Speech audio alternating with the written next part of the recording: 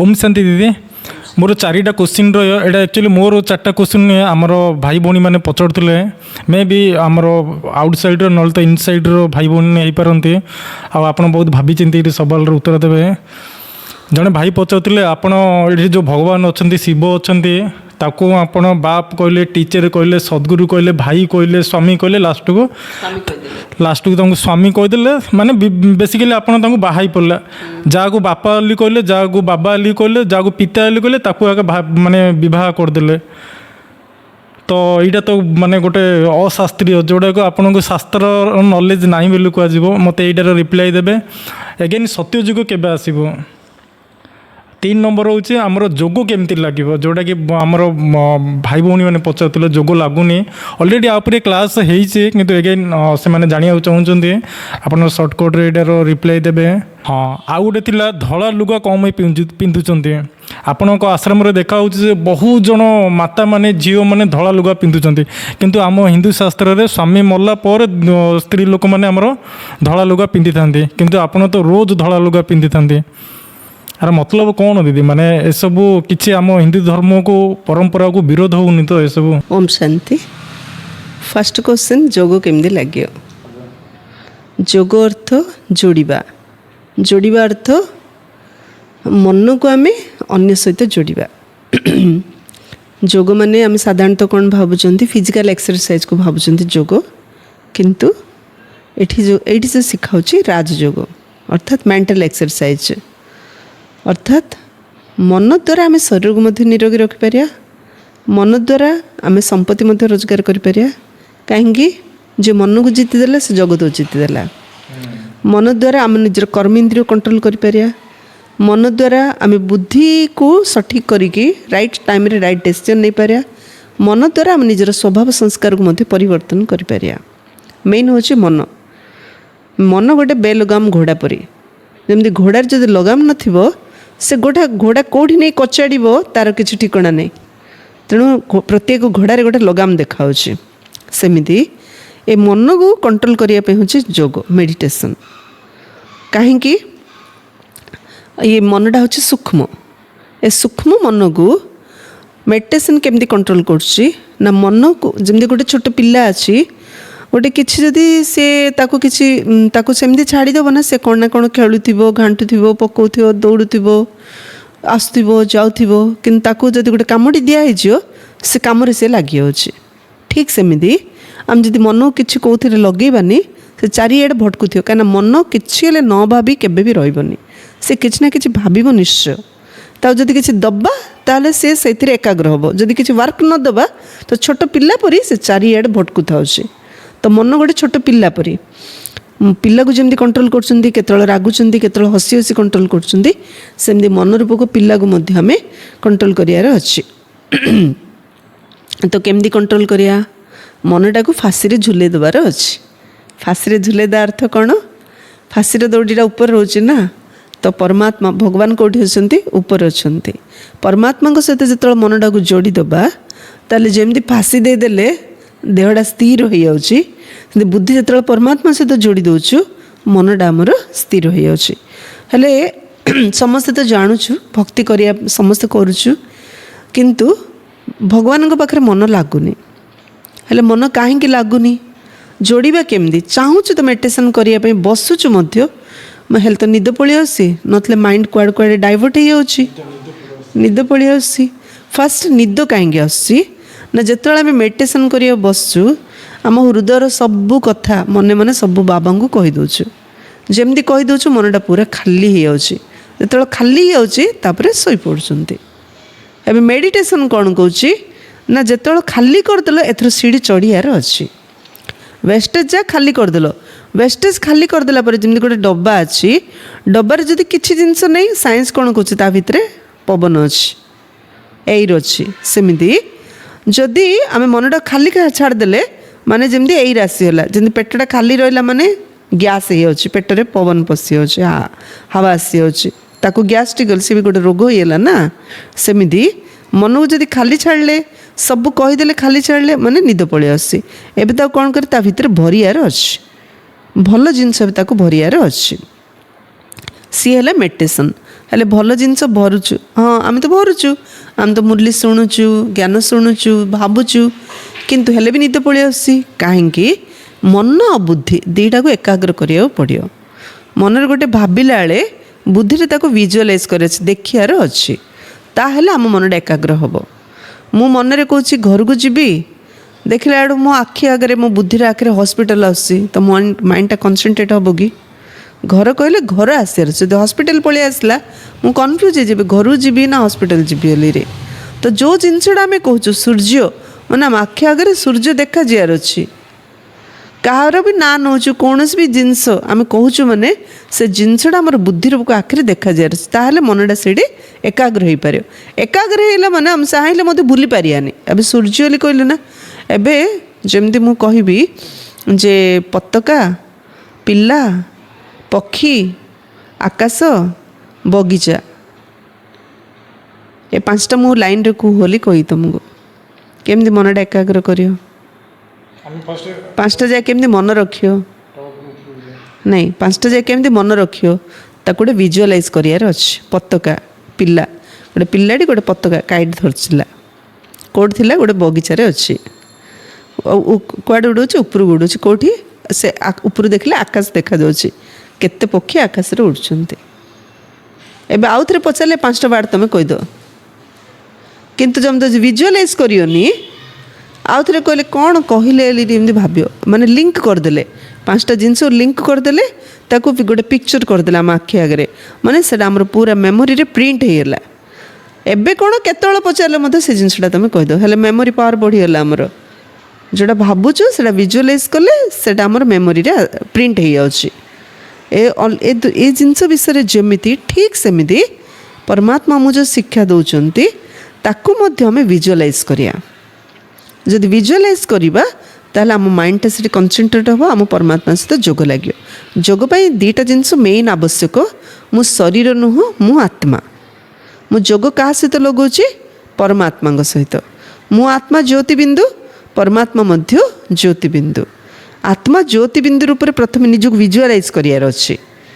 ମଣିଷ ବୋଲି କହିଲେ ଆମେ ଚେହେରାଟାକୁ ଦେଖୁଛନ୍ତି, ଏ ଚେହେରାଟାକୁ ଦେଖିବାକୁ ହେବନି, କିନ୍ତୁ ଏ ଚେହେରା ଭିତରେ ମୁଁ ଗୋଟେ ଆତ୍ମା, ଆକୁ ବହୁତ ପ୍ରାକ୍ଟିସ୍ କରିବାକୁ ପଡ଼ିବ।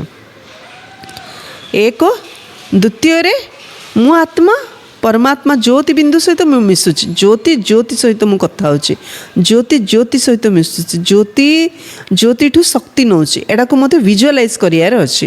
ଯେତେ ଭିଜୁଆଲାଇଜ୍ କରିବା ଆମ ମନ ସେତେ ଏକାଗ୍ର ହେବ, ଆଉ ସେତେ ଆମେ ଆତ୍ମା ଶକ୍ତିଶାଳୀ ହେଇପାରିବା। ଆମର ନିଜର ସ୍ୱଧର୍ମରେ ଆମେ ରହିପାରିବା, ଆଉ ନିଜର ଶକ୍ତିକୁ ଆମେ ପୁଣି ଯେଉଁ ହରେଇ ଦେଇଛୁ ତାକୁ ଆଉଥରେ ପୁଣି ଆମେ ଏକ୍ୱାର କରିପାରିବା। ହେଲେ ଯୋଗରେ ଆମେ କ'ଣ ଜାଣିଲେ ଯେ ମୁଁ ଆତ୍ମା, ମୁଁ ପରମାତ୍ମାଙ୍କର ସନ୍ତାନ, ତାକୁ ଭିଜୁଆଲାଇଜ୍ କରିବା। ହେଲେ ଆତ୍ମା କୌଣସି ଜେଣ୍ଡରର ନୁହଁ, ନା ନାରୀ ନା ପୁରୁଷ। ଆତ୍ମାର କୌଣସି ଏଜ୍ ଲିମିଟ୍ ନାହିଁ, ନା ଆବାଳ ନା ବୃଦ୍ଧ ନା ବନିତା, କିଛି ନାହିଁ। ସେମିତି ପରମାତ୍ମାଙ୍କର ଏଜ୍ ଲିମିଟ୍ ନାହିଁ, ପରମାତ୍ମାଙ୍କର ମଧ୍ୟ ପୁଲିଙ୍ଗ ସ୍ତ୍ରୀଲିଙ୍ଗ କିଛି ନାହିଁ। ସେକେଣ୍ଡ କ୍ୱେଶ୍ଚନ୍ କ'ଣ ଥିଲା ଆମର, ଯେ ଆମେ ଯାହାକୁ ଆମେ ବାବା ବୋଲି କହୁଛୁ ତାଙ୍କ ସହିତ ସ୍ୱାମୀ ତାଙ୍କୁ କେମିତି ଲିଙ୍କ କଲେ? ନା ଆମେ ମେଡ଼ିଟେସନ୍ର ଦ୍ୱାରା ଜାଣିଲେ ଯେ ଆତ୍ମା ପରମାତ୍ମାଙ୍କ ସହିତ ମେଡ଼ିଟେଟ୍ କରୁଛି। ତ ଆତ୍ମା ଜ୍ୟୋତିବିନ୍ଦୁ, ପରମାତ୍ମା ମଧ୍ୟ ଜ୍ୟୋତିବିନ୍ଦୁ, ବିନ୍ଦୁର କୌଣସି ଲିଙ୍ଗ ନାହିଁ। ତେଣୁ ଆମେ ଭକ୍ତିରେ ମଧ୍ୟ ଗାଉଥିଲେ, ତ୍ୱମେବ ମାତାଶ୍ଚ ପିତା ତ୍ୱମେବ ତ୍ୱମେବ ବନ୍ଧୁଶ୍ଚ ସଖା ତ୍ୱମେବ ତ୍ୱମେବ ବିଦ୍ୟା ଦ୍ରବିଣମ୍ ତ୍ୱମେବ ସର୍ବ ମମ ଦେବ ଦେବ।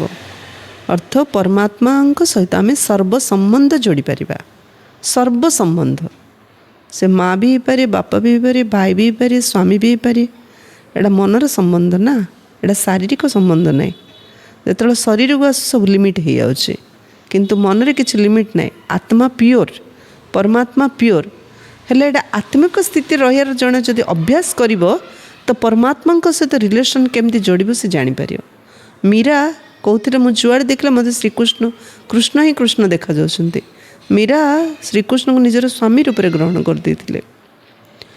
ରାଧା ଶ୍ରୀକୃଷ୍ଣଙ୍କୁ ପ୍ରେମିକା ରୂପରେ ଗ୍ରହଣ କରିଥିଲେ, କିନ୍ତୁ ଶ୍ରୀକୃଷ୍ଣ ସମସ୍ତଙ୍କ ପାଇଁ ସମାନ ଥିଲେ। ଆକ୍ଚୁଆଲି ଏଇଟା ପରମାତ୍ମା ସବୁ ଆତ୍ମାଙ୍କ ପାଇଁ ସମାନ, ଏହାକୁ ଶାରୀରିକ ଦୃଷ୍ଟିରେ ଦେଖାହେଲା। କିନ୍ତୁ ଆମେ ଆତ୍ମା ପ୍ରଥମେ ଏ ପାଠଟା ପକ୍କା କରିବାକୁ ପଡ଼ିବ।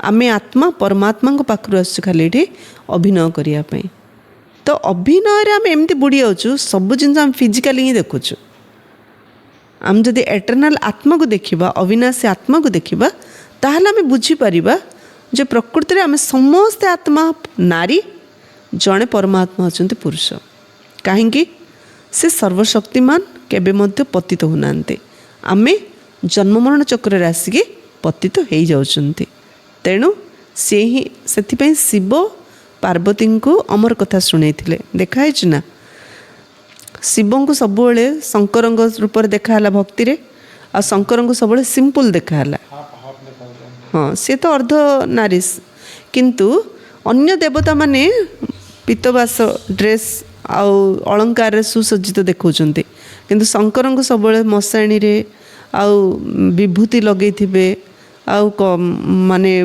बाघर छाल पिंधिबार ए सब देखाउछि पुणी शिव सहित पार्वती देखौछन्ति शिव शंकर एक करदेले सब पार्वती को धड़ा ड्रेस रे ही देखौछन्ति कना जेमती शिव सेमती पार्वती शिव जेमती पूरा निरहंकारी निर्विकारी सिंपल पार्वती को मध्य सेमती सिंपल रे ही देखाउछि त आमे परमात्मांकर मीरा आमे परमात्मा शिव जदि आमे तांकर पार्वती तो परमात्मा सब केबे अहंकार को पसंद करंतिनी परमात्मा सबले निरहंकारी आ सबले सिंपल आ शांति प्रेमर सागर सी आसीचंती हमको निज सम्मान करिया पई तेणु थर्ड क्वेश्चन आमे धड़ा ड्रेस कौन पे पिंधुचंती कहीं परमात्मा को सिंपल सबले पसंद आउ धड़ा होची शांतिर प्रतीक धड़ारे जदि किसी दाग लगे से स्पष्ट रूप से देखा जाउछि परमात्मा मु चरित्रवान करने आसती तेणु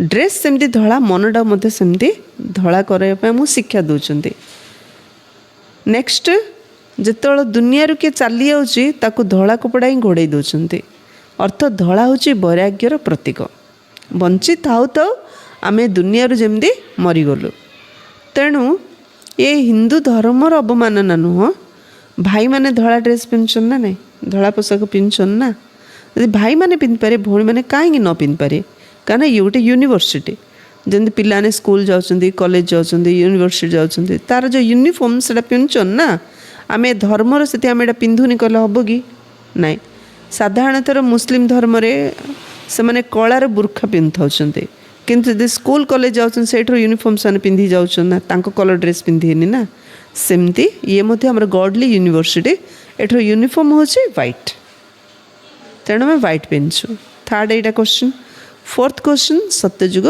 केबे आसियो परमात्मा आसंती आमको राजयोग शिक्षा देकी राजा मानक करिकी आमको तांको दुनिया को नहीं जापे तांको दुनिया अर्थ आम जो दुख आस कौच हे भगवान दुनिया कहीं तैयारी कल किंतु भगवान एमती दुनिया तैयारी करना भगवान परफेक्ट 90 वर्ष है परमात्मा धरा पृष्ठ दिव्य अवतरण कर 90 वर्ष है ये जो कली जुगर शेष सत्य जुगर आरंभ ए संगम जुग हूँ 100 वर्षर 100 वर्षर ऑलरेडी 90 वर्ष है आउ केते रहा 10 वर्ष ए 10 वर्ष आम जो घरटा भांगुचु एका सागे गुंड कर दूची गोटे साइड्रु गुंड करी भांगुचु ना सेमती विनाश चली आम देखुचु कौटी बन्या होची कौटी भूमिकंप होची कौटी मिजाइल्स पड़ुची कौटी युद्ध चली ए प्रकार आम देखुच ए प्रकार चली माने गोटे साइड्रु विनाश घर भंगा सृष्टि रूपक घर भंगा भांगी भांगी भांगी भांगी चलची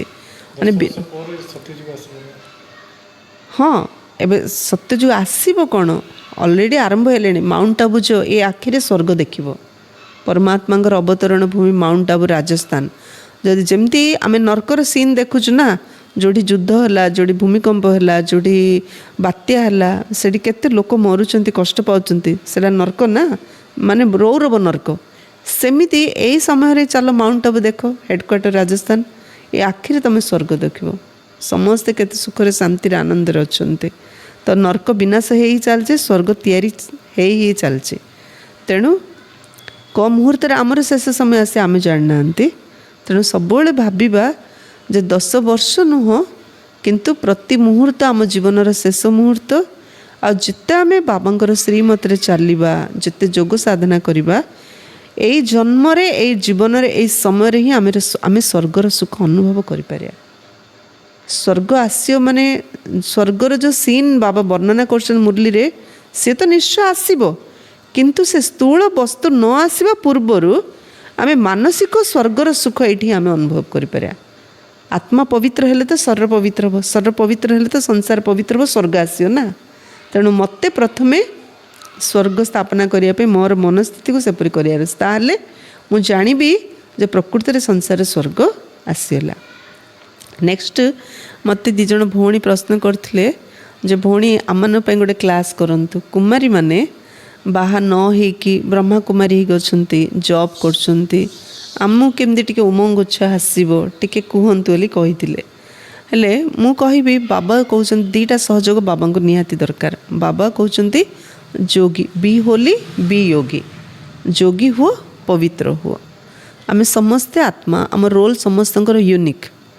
ଫାଷ୍ଟ ପ୍ରିଫରେନ୍ସ ହେଲା ଆମକୁ ବାବାଙ୍କ ଯଜ୍ଞରେ ସମର୍ପଣ ହେବାର ଅଛି, କିନ୍ତୁ ସବୁ ଆତ୍ମା ସମାନ ନୁହଁ, ସମସ୍ତଙ୍କର ସିଚୁଏସନ୍ ସେମ୍ ନୁହଁ, ସମସ୍ତଙ୍କ ଭିତରେ ସବୁ ଶକ୍ତି ସମାନ ନାହିଁ। ଆଜିକାଲି କୁମାରୀ ଭଉଣୀମାନେ ଡିସିସନ୍ ନେଉଛନ୍ତି ଯେ ଆମେ ବାହା ହେବୁନି କି ସେଣ୍ଟର ରହିବା ପାଇଁ ମଧ୍ୟ କାହିଁକି ପସନ୍ଦ କରୁନାହାନ୍ତି ନା ଜବ୍ କରିବାକୁ ଇଚ୍ଛା କରୁଛନ୍ତି। ହେଲେ ଜବ୍ କଲେ ଯେଉଁଠି ତାଙ୍କୁ ଜବ୍ ମିଳୁଛି ସେମାନେ ସେଇଠି ରହିକି ଆଡ଼ଜଷ୍ଟ ହେଇ ଜବ୍ କରୁଛନ୍ତି। ସବୁ ଜାଗାରେ ମଧ୍ୟ ସେଣ୍ଟର ନଥାଉଛି, ଜବ୍ ଫିଲ୍ଡ ଯେଉଁଠି ସେଇଠି ସେଣ୍ଟର ବି ନଥାଉଛି, କେଉଁଠି ଥାଉଛି ସେମାନେ ରହୁଛନ୍ତି, କେଉଁଠି ନଥାଉଛି ମଧ୍ୟ ରହିପାରୁନାହାନ୍ତି। କିନ୍ତୁ ତାଙ୍କ ଲାଇଫଟାକୁ ତାଙ୍କେ ବ୍ରହ୍ମାକୁମାରୀ ବେଷ୍ଟ ବ୍ରହ୍ମାକୁମାରୀ ଲାଇଫରେ ପରିବର୍ତ୍ତନ କରିବାକୁ ଚାହୁଁଛନ୍ତି, ତ କରିପାରିବେ। କେମିତି କରିବେ ନା ବାବା ଯେମିତି ମୁରଲୀରେ ଡାଇରେକ୍ସନ୍ ଦେଉଛନ୍ତି, ମନ ବଚନ କର୍ମରେ ପବିତ୍ର ରହିବାର ଅଛି, ତନ୍ ମନ ଧନ ବାବାଙ୍କ ସେବାରେ ଲଗେଇବାର ଅଛି। ତାହେଲେ ଆଜିର ମୁରଲୀ ଅନୁସାରେ ବାବା କହିଲେ ଅର୍ଜୁନ ସାଥିରେ ଅଛି, ଏକଲବ୍ୟ ବାହାରେ ଅଛି, ହେଲେ ମଧ୍ୟ ଅର୍ଜୁନଙ୍କଠୁ ଏକଲବ୍ୟ ସର ଛାଡ଼ିବାରେ ନମ୍ବର 1। ଅର୍ଥ ଆମେ ସ୍ଥୂଳରେ ବାବାଙ୍କ ସାଥୀ ରହିଲୁ, ବାବାଙ୍କ ଘରେ ରହିଲୁ, କିନ୍ତୁ ଯେଉଁମାନେ ଜବ୍ କରୁଛନ୍ତି ବାହାରେ ରହୁଛନ୍ତି ସେମାନେ ଏକଲବ୍ୟ ପରି ମନୋବୁଦ୍ଧିକୁ ଯଦି ବାବା ସହିତ ଯୋଡ଼ିକି ବାବାଙ୍କର ଶ୍ରୀମତରେ ଚାଲିଏ ତ ସେମାନେ ଏକଲବ୍ୟ ପରି ମଧ୍ୟ ଆଗକୁ ଯାଇପାରିବେ। ଏବେ ଆମର ଫରେନ୍ରେ ଯେଉଁ ଭଉଣୀମାନେ ରହୁଛନ୍ତି ସେମାନେ ସମସ୍ତେ ଜବ୍ କରୁଛନ୍ତି, ସେଣ୍ଟରରେ ରହୁଥିବା ଭଉଣୀମାନେ। କାହିଁକି ଏଇଠି ଭାରତରେ ସିନା ସମସ୍ତଙ୍କୁ ଦାନ କରିବାର ଗୋଟେ ସଂସ୍କାର ଅଛି, କିଛି ନଦେଲେ ଚାଉଳ ମୁଠାଡ଼ି ଯାଇ ଟିକେ ପରିବା ଟିକେ ଦେଇଦେବେ, ଯିଏ ବି ଭଉଣୀ ଯେଉଁଠି ବି ରହିଲେ ଖାଇବା ପିଇବାର ଅସୁବିଧା ନାହିଁ, କେମିତି କ'ଣ କରି ବଞ୍ଚି ଯାଉଛନ୍ତି। କିନ୍ତୁ ବିଦେଶରେ ତ ସେମିତି ନାହିଁ, ସେମିତି ଆମ ଧର୍ମ ଆଗ ଅଲଗା, ଆମ ଜାତି ହିଁ ଅଲଗା, ଆମର ଜ୍ଞାନ ହିଁ ନୂଆ। ତ ଯିବା ଯେତେବେଳେ ଯାଉଛନ୍ତି ସେଠି କିଏ ଦେବ, କାହାକୁ ଦେବ, କେମିତି ଚଳେ। ସେଥିପାଇଁ ଯେଉଁଠି ବି ଆମର ଷ୍ଟାର୍ଟ ହେଉଛି ସେମିତି ଭଉଣୀମାନେ ଜବ୍ କରିକି ରହୁଛନ୍ତି ସେଣ୍ଟରରେ, ସେ ଯେଉଁ ଇନକମ୍ କରି ଆଣିବେ ସେଥିରେ ଚଳିବେ, ଆଉ ମର୍ଣ୍ଣିଂ ଇଭିନିଂ ଅନ୍ୟମାନଙ୍କୁ ଜ୍ଞାନ ଶୁଣିକି କ୍ଲାସ୍ କରୁଛନ୍ତି, ତ ସେମାନେ ବି ତ ବିକି ହେଇକି ଅଛନ୍ତି। ତେଣୁ ଆମେ ଯେଉଁଠି ରହିବା ଲକ୍ଷ୍ୟ ରଖିବା, ମୋତେ କେବେ ପତିତ ହେବାକୁ ହେବନି। ମୋତେ ମନ ବଚନ କର୍ମ ସମ୍ବନ୍ଧ ସମ୍ପର୍କରେ ପବିତ୍ର ହେଇକି ଏମିତି ଭାବ ମୋତେ ବାବା ଦୁନିଆକୁ ପଠାଇଛନ୍ତି ଏକ୍ଜାମ୍ପଲ୍ ହେଇକି ସମସ୍ତଙ୍କ ଆଗରେ ମୋତେ ବାବାଙ୍କର 100 ପିସ୍ ହେବାର ଅଛି। ମୁଁ ବାବାଙ୍କର 100 କେସ୍ର ଗୋଟେ 100 ପିସ୍ ବୋଲି ଭାବିବାର ଅଛି। ଯଦି ଏଇଟା ମନରେ ରଖିବା, 1 ଦ୍ୱିତୀୟରେ ଭାବିବା ମୁଁ ଷ୍ଟେଜ୍ ଉପରେ ଅଛି, ମୋତେ ସମସ୍ତେ ଦେଖୁଛନ୍ତି। ଯେତେବେଳେ ଷ୍ଟେଜ୍ ଉପରେ ଥାଉଛୁ ଆମର ଫୁଲ୍ ଆଟେନ୍ସନ୍ ଆମ ନିଜ ଉପରେ ରହୁଛି ନା, ସମସ୍ତେ ଦେଖୁଛନ୍ତି ମାନେ ଆଟେନ୍ସନ୍ ନିଜ ଉପରେ ରହୁଛି ନା। ସବୁବେଳେ ଭାବେ ମୋତେ ସମସ୍ତେ ଦେଖୁଛନ୍ତି, ମୁଁ ଷ୍ଟେଜ୍ ଉପରେ ଅଛି। ଯଦି ଏମିତି ଭାବିବା ତାହେଲେ ଆମ ଉପରେ ଆମର ପୁରା ଆଟେନ୍ସନ୍ ରହିବ, ଆମ ଦ୍ୱାରା କୌଣସି ଭୁଲ ହେବନି। ଆମେ ଯାହା ବି ରୋଜଗାର କରୁଛନ୍ତି ତନ୍ମନ ଧନ ସହିତ ବାବାଙ୍କର ଯଦି ସେବା କରିବା ତାହେଲେ ମଧ୍ୟ ଆମ ଜୀବନକୁ ଆମେ ସଫଳ କରିପାରିବା, ଅନ୍ୟମାନଙ୍କ ପାଇଁ ମଧ୍ୟ ଆମେ ଉଦାହରଣ ମୂରତ ହେଇପାରିବା। ଆଚ୍ଛା, ଓମ୍ ଶାନ୍ତି।